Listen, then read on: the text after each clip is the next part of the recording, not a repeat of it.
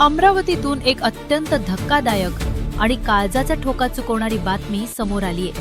ज्या रुग्णालयात आपल्या नवजात बाळाला सुरक्षित उपचार मिळतील या विश्वासानं आई वडिलांनी आपल्या चिमुकल्यांना दाखल केलं होतं, त्याच रुग्णालयात पहाटेच्या सुमारास अचानक भीषण आग लागली आणि या दुर्घटनेत 3 नवजात बालकांचा दुर्दैवी मृत्यू झालाय, तर तब्बल 6 बालकांची प्रकृती गंभीर असल्याची प्राथमिक माहिती समोर आलीय। ही हृदयद्रावक घटना घडलीये अमरावतीच्या जिल्हा स्त्री रुग्णालयात। सोमवार 24 ऑगस्ट रोजी पहाटे 3:15 ते 3:30च्या दरम्यान रुग्णालयाच्या 3ऱ्या मजल्यावर असलेल्या नवजात शिशु अतिदक्षता विभागात म्हणजेच NICU मध्ये अचानक आग लागली। प्राथमिक माहितीनुसार अतिदक्षता विभागातील एका व्हेंटिलेटरमध्ये अचानक स्फोट किंवा शॉर्ट सर्किट झाल्यानं ही आग लागल्याचा संशय व्यक्त केला जात आहे। मात्र व्हेंटिलेटरमध्ये नेमका स्फोट कशामुळे झाला? शॉर्ट सर्किट झाले होते का? रुग्णालयातील विद्युत व्यवस्था सुरक्षित होती का? आणि सर्वात महत्त्वाचं म्हणजे अशा संवेदनशील विभागात अग्निसुरक्षेची व्यवस्था पुरेशी होती का? या प्रश्नांची उत्तरं आता चौकशीतून समोर येणार आहेत। आग लागली त्यावेळी या अतिदक्षता विभागात तब्बल 39 नवजात बालके उपचार घेत होती। अचानक विभागात धूर आणि आगीच्या ज्वाळा पसरल्या। परिस्थिती अत्यंत गंभीर बनली। या आगीत होरपळून आणि धुरामुळे गुदमरून 3 चिमुकल्या बालकांचा मृत्यू झाला, तर आणखी 6 नवजात बालकांची प्रकृती गंभीर असल्याची माहिती आहे। गंभीर बालकांना कोणताही वेळ न दौडता तातडीनं जवळच्या सुपर स्पेशालिटी रुग्णालयात हलवण्यात आलं असून त्यांच्यावर उपचार सुरू आहेत। दरम्यान आग लागल्याचं लक्षात येताच रुग्णालयातील डॉक्टर, परिचारिका आणि सुरक्षा रक्षकांनी तातडीनं बचाव कार्य सुरू केलं। परिस्थिती अत्यंत धोकादायक असतानाही त्यांनी स्वतःच्या जीवाची पर्वा न करता नवजात बालकांना सुरक्षित बाहेर काढण्याचा प्रयत्न केला। या बचाव कार्यात 36 नवजात बालकांना सुरक्षितपणे बाहेर काढण्यात यश आलं, मात्र 3 चिमुकल्यांना वाचवता आलं नाही आणि या घटनेनंतर रुग्णालय परिसरात एकच खळबळ उडाली।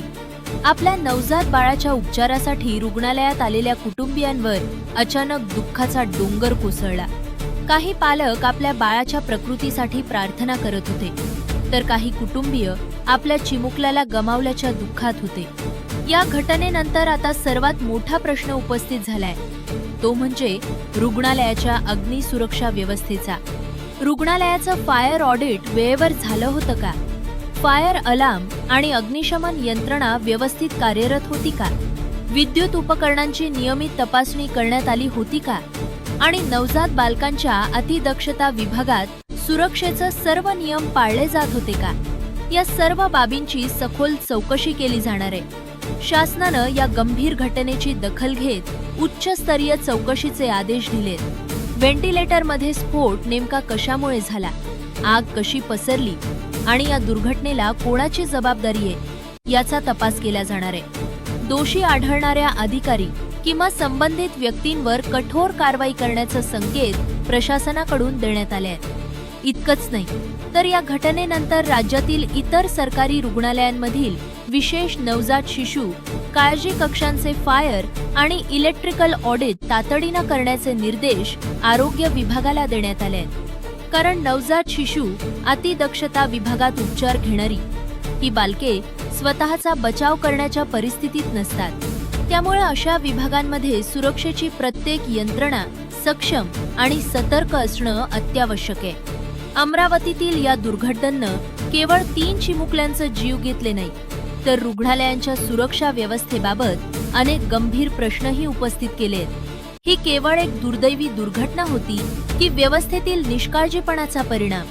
व्हेंटिलेटरमध्ये नेमका स्फोट कशामुळे झाला? फायर ऑडिटमध्ये काय आढळलं? आणि या 3 चिमुकल्यांच्या मृत्यूला जबाबदार कोण?